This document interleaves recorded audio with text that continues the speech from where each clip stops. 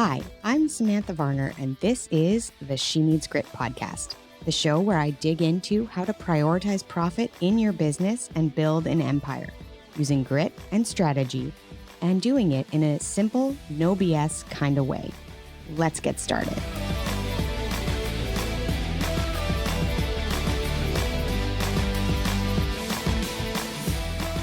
Hello. I am so excited to get into this episode today. It is near and dear to my heart, you guys. So I hope that this really resonates with you. We're going to talk a little bit about motherhood and business. So I know that not all of you out there that listen to this podcast are moms, but I do know that some of these things transition over, right? So I want you to buckle up, pay attention, and let's talk a little bit about some of my suggestions that are how to smooth that work mom chaos. I'm going to start today with a little explanation as to why this topic came up. So I am in the recording studio getting ready to put out some podcast episode recordings today, and I am missing field day for my 10-year-old who just had a birthday and my 8-year-old. And that's hard, guys. I am not going to lie. I have managed in my life. I have been a mom now 14 years. So maybe I'll do just a little backstory. Okay, so I've got 4 kids. My daughter just turned 14 in February, and my 3 boys are now 11, 10, and 8. So that means I have 2 kids that are still in elementary school and 2 kids in junior high. And next year, that's all going to change again. But for right now, I've got 2 kids in each school. And there are always events. There's always stuff going on. And as a stay-at-home mom and then very much a part-time business owner, I was able to really be flexible. And for the most part, I still am. I do really try to work my kids' important things into my schedule. But this week, it wasn't going to happen. I have too much work going on. I was already at 2nd grade red carpet reader for Harrison this week. And so I'm here in the podcast and they're doing sport day. And I'm not going to lie, it doesn't feel great. But I do know that that is the reality for so many of you. And I want to just reassure you that you're not alone. And let's talk a little bit about some of the things that I have structured in my life to try and alleviate this. And then we're going to talk about how we can be kind to our mom selves and make it so that the kids get on board with that too, because that's important, right? We are all building businesses to create lives, right? I talk a lot about making sure that your business life is supporting your life, because that's the reality. Life comes first, but the reality is also sometimes work comes first. So let's hop on in. I've got 10 things here that I think make a big difference in my business and my life, and I wanted to share them with you. So the first thing is really looking at work hours. And I'm going to talk about this from the experience I had when I really started working more than full-time or more than part-time, in my business. I was working right up until the second that the kids got in the door, and that was not working. They wanted to run in. They wanted to tell me what their day was like. They wanted to share it. Of course they did. And my response, not all of the time, was excited that they were there because I was knee deep in whatever the task was I was doing. So now I build in a buffer. I make sure that I stop the work part of things that I need to be doing before they get home. And I often try and be in the kitchen, around, folding laundry, all the other things that have to get done, so that when they come in, I can give them that undivided attention, even if it is for only 10 minutes before I have to go back and do a bit more work. And that has made it so that I can embrace them coming home and be excited and not kind of be a little bit pissy about the fact that they're interrupting my work time when all they want to do is share their day. So that's a really big one. I think allowing for the unknowns and having a plan for that, that's really important. If you have kids, you know as well as I do how often things go sideways. Mom, I don't feel good. Mom, I have a headache. Mom, can you come pick me up from school? I fell down the stairs. Yep, that's me. That was a couple weeks ago. And sometimes it is you have to drop everything and you have to reschedule and you have to replan. And I think being fine with that is important. I think everybody that I work with knows, and a good majority of them are moms. They know that I am flexible with that, right? That I can make allowances for the fact that we all have things beyond just the work tasks. But having a plan as to maybe it's a negotiation between you and your spouse. Who is going to do this? How frequently can I take time off work? What thing is super priority in my business today? Can you stay home with them? Or can you go pick up that kid and take them to the, ER while I'm here? You can negotiate all of those things. So I think allowing for the unknowns and just accepting that they are part of being a parent who works makes life a lot better. I think that we can all just roll with it a little easier when we don't face it with surprise. Like, what do you mean you're sick today? That's not going to work for me. It happens, right? And we have to roll with those punches. So number 3, I think doing things for your future self is really helpful. And I do this in a lot of ways. And when I'm on in my life, I feel really good, right? And just like everybody else, that humanity kicks in. And sometimes I don't do this as much as I should. So this is a reminder for me this week as much as it is you. Do things in advance that your future self will appreciate. So if you know that looking at the calendar, you've got a heck of a schedule and dinner's going to be impossible, or you're going to forget to do homework with that kid because you've got to get that one to soccer and this one to robotics camp. Yeah, this is my life, guys. So I do things like I plan meals ahead. I pre-cook things. So I will do like a big slow cooker of shredded chicken, and then I'm able to make a number of different meals a lot faster than I would be if I had to like cook the meat part of it. So looking at your life, that's going to be individual for each one of you, but look at your life and see, are there places where this makes sense? Can I weave in some carpooling for sports so I'm not doing all of the driving?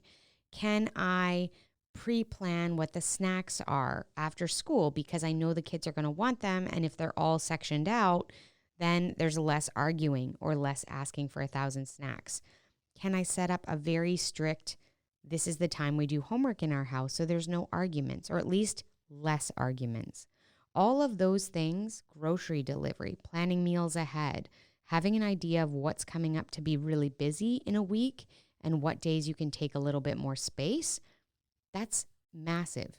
And I tell you, on those weeks that I have done that for myself, it makes a massive difference in how put together I feel, right? How much I feel like I'm not just the chaos coordinator. It makes a big difference. Okay, number 4. This is a big one. And I think sometimes we forget that we have lots of little places in our lives where we could get some work done. And that work might be actual work for your job, for your business, or it might be work for things you have to do in your life. So for me, one of the things I do is on the days that I have to pick the kids up in carpool line, you sit there forever. Anybody who is a carpool parent knows it sucks. You sit there, you're wasting time. It feels like a waste of time. So what I have taken to doing is, what can I do? Is there a course that I'm taking that I can listen to? Is there a podcast interview I have coming up that I can listen to that person's podcast and be prepared? Is there social media captions that I can just write out in a notebook real quick while I'm sitting there? Can I draft up some ideas using the voice memo on my phone? All of those things, if you think about the jobs that you have or the ability you have to be doing just little pieces of things in the little pieces of your life, you can get a lot done. But sometimes it takes that forward thinking. So I really recommend make a little list of what can I do for the 10 minutes here, 10 minutes there, and have that on your phone ready to go so that you can take advantage of those times.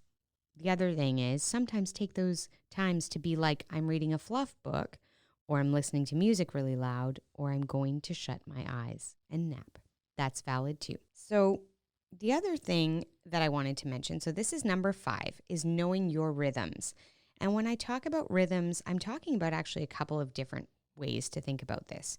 But if you are a person who has a period, There are some rhythms to what your month looks like and when your energy levels are higher or lower, and how that can impact your productivity or your outgoingness or your desire to do things. Work within the rhythms of your body, for one. Then work within what your days look like and when you are most energetic or most able to do the hard work or most likely to have quiet to do the hard work. So I am a big fan of the Pomodoro technique, which is doing 25 minutes and taking a break. So you very clearly illustrate what you want to achieve in that 25 minutes, and then you take a break. And for me, my best work time almost always is one of two times in the day. Kind of from 8 o'clock to 10 o'clock in the morning, my kids have gone out of the door, I have some quiet in my house, and I can sit down and really bang out some work. Or later in the day, I am a big fan of like the 7 to 9 window. The kids are often finished homework. If we're not doing sports and I'm not sitting in my dirty minivan, then I have some time where they have their own space, I have mine, and I can get some quiet work done then as well. Another time that I really love is early on the weekends. I don't know about the rest of you, but my ability to sleep in now is terrible. I don't know whether it's having had kids, being now 42, I'm not sure. But something has affected my ability to sleep in. And so what it means is, as my kids have gotten older, they're sleeping later and they're way more competent in the mornings. So early mornings on the weekends, if I'm not out at sports, I can often be found in my office and I can get a ton of stuff done because there's no incoming emails, I'm not getting phone calls, and I can just focus. So find the rhythms of your body, find the rhythms of your day-to-day life, and make sure that you're doing the hard work in the time that you need to, not spending it falling down that rabbit hole of opening your emails or responding to Instagram messages. That can be done in those little 10-minute nook and crannies. Number 6, this maybe should have been number 1, but I want you to really look at your way of deciding what you need to do in a day. So for me, I am a list person. I am a lover of paper and pen lists. I have them everywhere. It's not the most organized system I've ever seen, but it sort of works for me. But when my list is 52 items long, and once I get going, I get going. Do you guys do this? I end up with like a house list and a kids list and a work list. Yeah, you kind of have to take the pen away. So shorten your list. What are the actual priorities to have to get done in this week? That's it. And then give yourself permission to be finished the tasks for this week. There's always more to do. There's always something else, right? But if we can get those big move the needle actions forward, can we get those done? That makes the difference in our business. And a lot of the stuff on that list, that's not move the needle. It's really not. Look at your list, I promise. Okay, number 7 is I have a giant whiteboard calendar that is in my kitchen. And I try to keep it updated. And the reason I do that is because all of my tiny humans and my husband can read. So I don't have to be the person who keeps all of these things in my brain. I have a lot of people in my family, and a lot of people expect me to know all of the things all of the time. And as our lives have gotten a little bit busier, as the kids have gotten bigger, I'm starting to realize it's too much for my brain. I can't just be the daytimer for everybody and like verbally spit out all the things all the time. I miss things. I forget things. I'm a human. So this whiteboard helps. I also CC my husband now on every single kid thing in my calendar, because then he knows what's coming up. He knows when we need to go to things. He knows if he ends up taking the kids to something, he has all of the information without having to ask me multiple times. This feels better to me. So I strongly recommend a whiteboard where your kids can look at it if they can read. Once they get to that point, it makes it easy. I have seriously considered, and I know friends that have shared calendar apps with kids as they are now getting to the point where they have a phone so that things can be on there. And honestly, a huge portion of this is pushing some of that responsibility onto your kids as they get older to manage some of their own schedule and maybe just CC you into their events.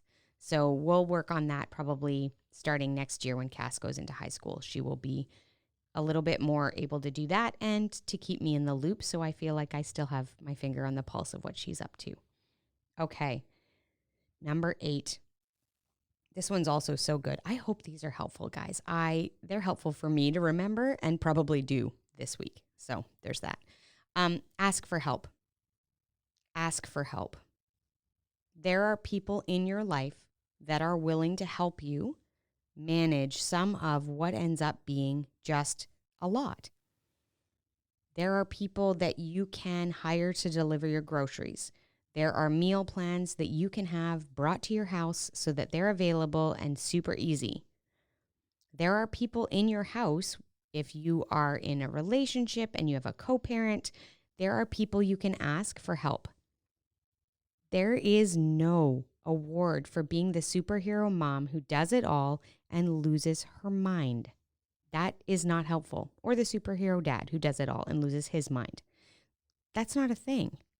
So if it is you need to find a way to make more money in your business to pay for more help, and that might be for daycare, for helping somebody get to soccer, for organizing carpools, that might be for meal plans or a house cleaner. There are always ways around doing everything yourself.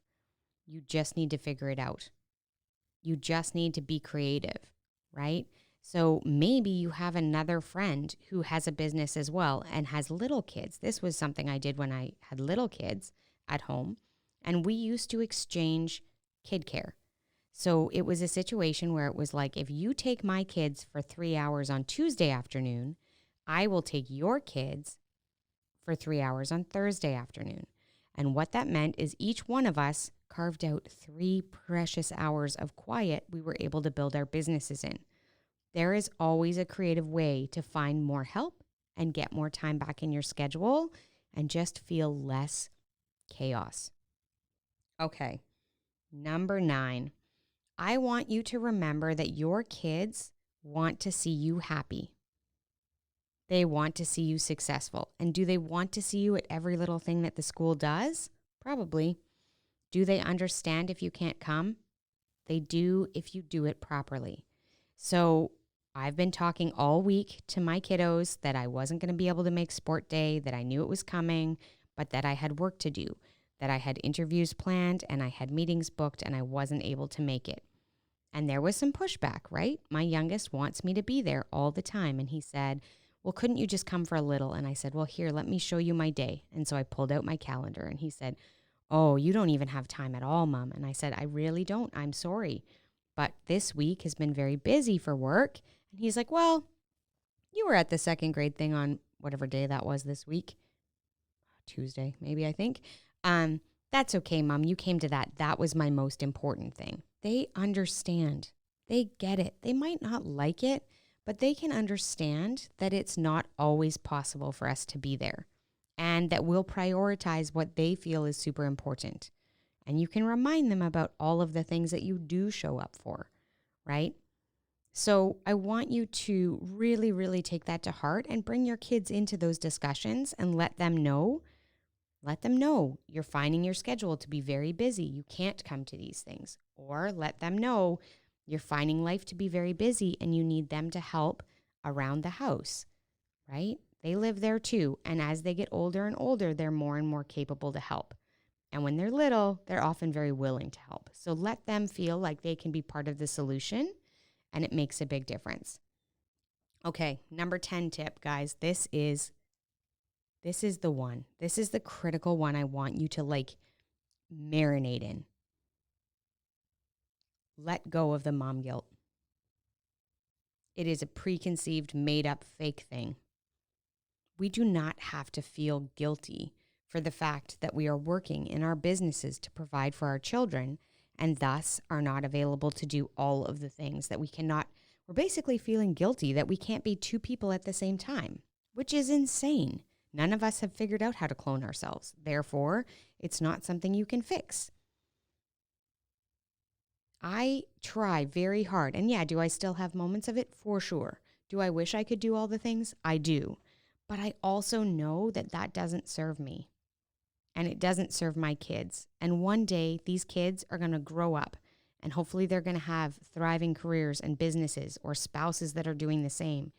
And I want them to be understandable about the fact that there can be a little bit of give and take in a life that's full, that's rich. And that by building a business, we're not taking away from our kids. We are providing them amazing futures. But in order to do that, we have to do the work. So I hope today was a bit of a hug maybe around you if you're feeling that guilt around not being able to do all the things. Or maybe it's just like, yeah, hell yeah, me too. Life is busy. It can be hard. We have a lot of moving parts.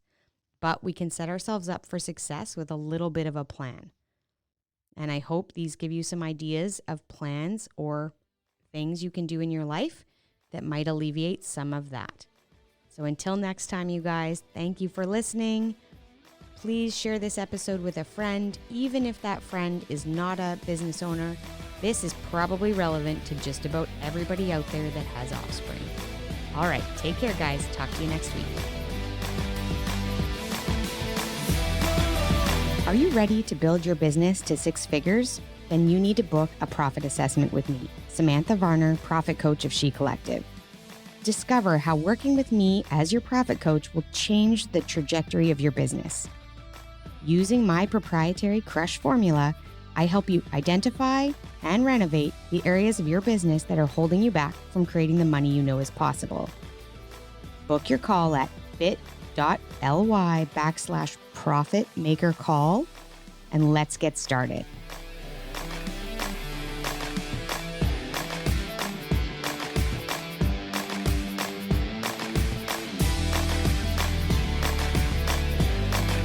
All right, that's a wrap for this week. You know that my favorite thing to do is talk shop with driven entrepreneurs building profitable businesses, which is all of you guys. I love all of the feedback that I am getting from you and the comments. Please keep them coming. Rate or review the show in your podcast player. This allows other gritty women to find this podcast and create their best business life too. As always, come and visit me on Instagram at shecollective.biz or BIZ if you're in Canada. We'll talk soon.